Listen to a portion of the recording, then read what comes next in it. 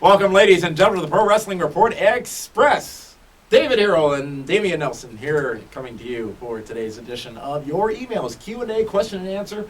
I would venture to say the most popular Q&A show. We had to launch an international edition, for God's sake. It was huge. All of our international friends. I wonder if Angelina Love is now considered international. She's still in Tampa. Really? Yeah, she's booked on a upcoming show. Not ours. She's not coming back, is she? Well, she's not going back. Yeah, that's true. Let's get right to your emails, and the first one is going to be a doozy, because the subject is Bret Hart returning. This comes from Tim. Hey guys, firstly I want to commend you on the awesome job you guys do on all your shows. Thank you very much for that. We do appreciate it. Secondly, I've been seeing a lot about Bret possibly returning to some sort of role. If so, I assume it would probably be backstage with WWE. I think this would be awesome for the wrestling business and for WWE. I understand Bret had his stroke a few years back and may not be in ring shape. But what about possibly working an angle with Shawn Michaels, with Bret in an authority position such as GM? This could culminate in a one-off match at a future WrestleMania if HBK were looking to retire. It could be run like the Ric Flair angle where Bret gives him a win or you're fired ultimatum with Shawn going on a streak and Bret deciding to get the job done himself at WrestleMania. I think it would be a huge draw to set something up like this, provided both were comfortable with working again. Can you imagine the first time those two are on together on TV again on a Raw? It's tense would be the word. I think Bret truly hates Shawn Michaels. Or, let's speak historically, Bret truly hated Shawn Michaels and may still do. They both hate. Read the book. Read Bret Hart's book, and you will see. Filled with hatred.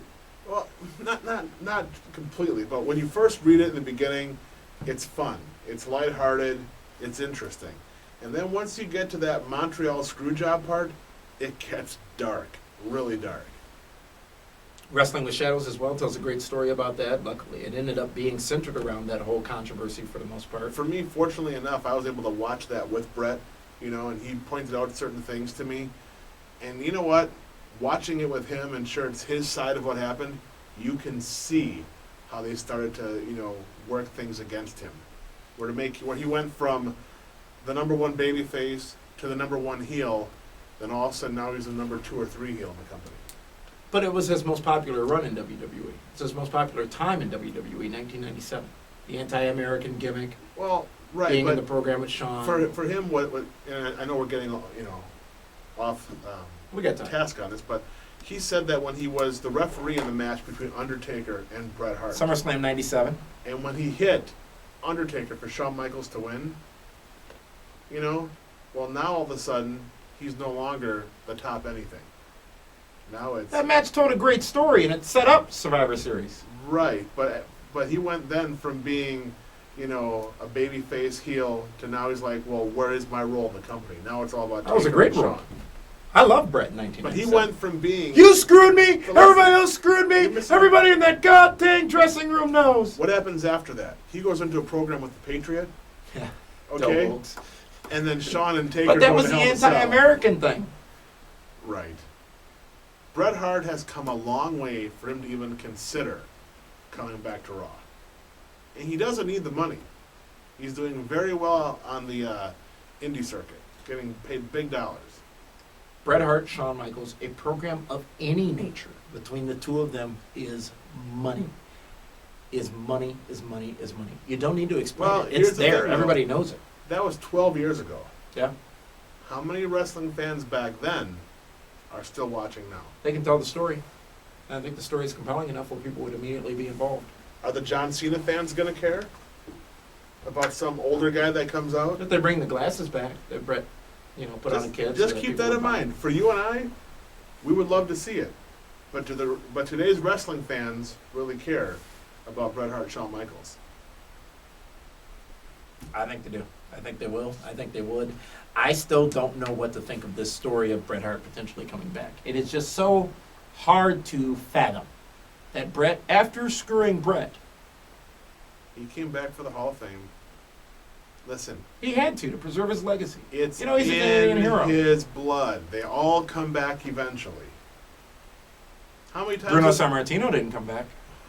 Bruno's a different animal. You know, Bruno. Put it this way, I mean, Bruno will probably never come back. Okay, but how many times has Hulk Hogan come back? All right, Countless. Steve Austin came back when he took his ball and went home. Literally. Okay, Sable came back. They all, the Road Warriors, they all come back. Good points, Dave Hero, and thank you for that email with some very insightful discussion, Tim. Let's go on to our next email of the day. This one comes from Zach. From Saved by the Bell. No. He's not happy with Screech's new book, is he? Have you read Screech's new book? I will not buy it. You think Dustin still watches? I hope not. He's the only viewer I don't want to have on the show.